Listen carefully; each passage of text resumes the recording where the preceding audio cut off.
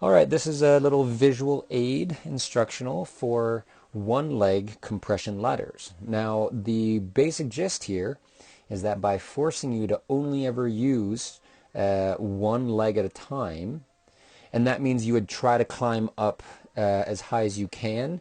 And let's say, for example, that it's just your right leg. So you're only ever allowed to put your right foot on the wall. Your left foot has to stay off for the entire way from the bottom all the way to the top. Or, and then, on your next rep, for example, you would switch and then you would do just your left leg on. Okay, so let me give you a simulation now. It may take some troubleshooting, and that's why I'm going to give you a guide here, because you need to be able to progress or to regress it based on spacing, based on your body on these holds, or just based on the day. If your fingers are feeling particularly good one day, you may want to test it and have some slightly smaller holds. If you're not feeling particularly good another day, you might want to switch to bigger holds. You don't have to be dogmatic about the holds that you're on, simply because the goal of this drill is to teach your body dynamic tension and build very specific power endurance for compression, which can only really be built on the wall. So here we go for a starting example. Let's say that left hand start hold was here, right hand start hold was here, and then let's also say that as far as the foot holds, you were going to start with that one right there. Okay, so this is the start position. So move number one, you would be trying to move the right hand. So let's say that you bump the right hand up to here. So that's move one. Okay. After you do that, you're trying to keep tension on the foot, but then you're going to hop that foot. Again, you have to hop the foot because you can't use your left foot to kind of step left, right.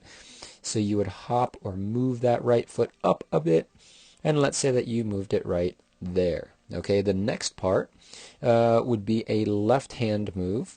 So the left hand move, let's say, for example, you go to this one. Okay, now from there, it looks like you could potentially keep this foot down here, and so you're going to do a foot cut bump move, for example. And let's say you tried to go wide and tried to hit that one. Let's say that you get another foothold, your feet cut on that move, say, so you can use the opportunity when your feet cut to actually bring it quite dramatically up by hopping the foot. And let's say that you were to bring the foot up to here, and then you're going to do kind of an off-balance pogo move and try to hit this one. Now you could ultimately finish there because that was at least a few moves, or you could continue your way up the wall. Now, the whole point is that not every single one of these sessions has to be exactly the same. From workout to workout, you may choose to basically set a problem and try that. But, let's put this into Tetris terms. So we'll clear all that. Now, in Tetris, it's really the left arm is off the arete. So let's say that you were to start there. Let's put another start hold. It doesn't have to be a perfect simulation. It's just the concept. Perfect simulations, sometimes just don't work when it comes to needing a lot more repetition. So let's just say we start there and there.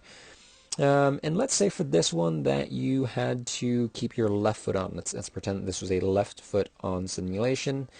And you're just going to start with that foot right down there. Okay, so this would kind of be your start position. And we're thinking left foot on, so left foot is there. And so let's say the first hand move, while holding that arete hold, is going to be kind of short but kind of powerful, off balance, right to here. Okay, so that would be sort of the first right hand move.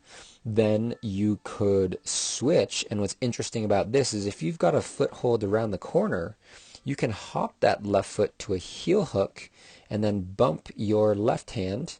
Let's say that, for example, you're going to bump it to here.